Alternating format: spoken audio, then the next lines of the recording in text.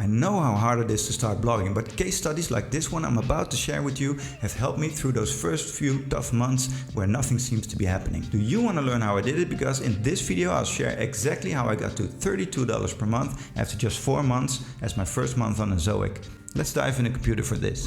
Now look at that growth. That's so insane to me that that's possible. And looking at the first few months, it's easy to think that nothing will happen, even though you've invested so much time and energy into it. But here's my Ezoic revenue for the site. And here's the Amazon affiliate revenue. This site, KahuaiSurfReport.com, was an expired domain I bought off of Flippa, and it had some boilerplate content on it about Kauai and surf spots over there. I paid $500 for it in September and let it sit for a while when I was working on other projects.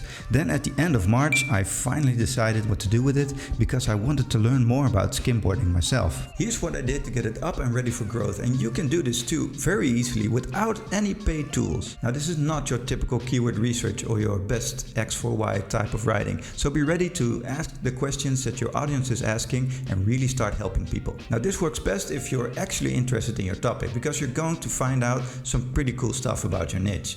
You're going to uncover all of the questions that people have asked Google and write complete and precise answers. You're going to actually help people searching for these questions to get started in your niche. I spent about 25 days writing 50 articles for this site all about skimboarding, answering all of the questions people might have. That's just 2 articles a day, something you can definitely do, especially if you're really into the niche and you're doing research for your hobby maybe anyway. That's about 75 hours invested for $32 per month after just 4 months. Now this is how you find the questions you're going to answer. Just head over to answersocrates.com and type in your topic. And you need this to be really specific, like if you have a site about Japanese food, type in sushi. Or if you have a site about surfing, type in skimboarding, like I did with this case study. You're going to go through all of these and answer those questions one by one. For me that was about 50 articles. Then you're going to create a what is skimboarding article, and if the topic lends itself to it, also a review article like best skimboards. You do need to do some idiot proofing with these questions to group them into topics, because some questions are very similar or ask about the same type of thing. These are obvious: skimboarding on grass and on wet grass. I find that if you go through them all, you'll be able to group them as you write. Go back to a previous article and add a question here and there.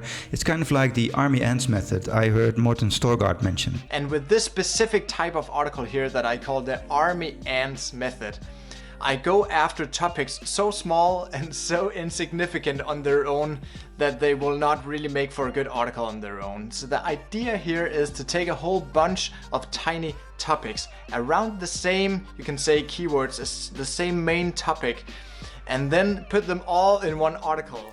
But if you're really struggling with this, you can use one paid tool to group all of these questions together into topics, and that's Keyword Cupid. Let me know in the comments below if you'd like me to make a tutorial on how to use that. Now, most of these questions will be so specific there won't be a good article on them. So I piece together information I find in blog posts and questions answered on Reddit and Quora, and I just write the answers in my own words. An article like that really shouldn't take you more than 1.5 hours. That should give you more than enough time to write a thorough and well-researched article. Now once you've answered them, the only important thing left is to interlink them here and there, make sure every article has at least one internal link going to it, and link to the what is article and the review article from just about every blog post. When you've written them all, the waiting game begins, and that can get pretty frustrating. I mean, look at this graph. There's almost no visible change for at least 2 months after I started writing. That's why writing just a couple of articles per month can leave you frustrated. It'll take forever to get something going. It's like building train tracks, doing all the hard work but not knowing if there's anything good on the other side, or you're just headed for a cliff. You just can't be sure. But let me tell you, this case study has proven to me that it is possible with no budget at all. And I'm certainly going to test writing about a topic cluster like this on my established site bitemybun.com. Are you going to join me to build something great? Change your life one blog article at a time to compound into a full-time income? I'll keep you posted on the progress, and click on this video to learn how me and my team use Jasper to write blog posts even faster.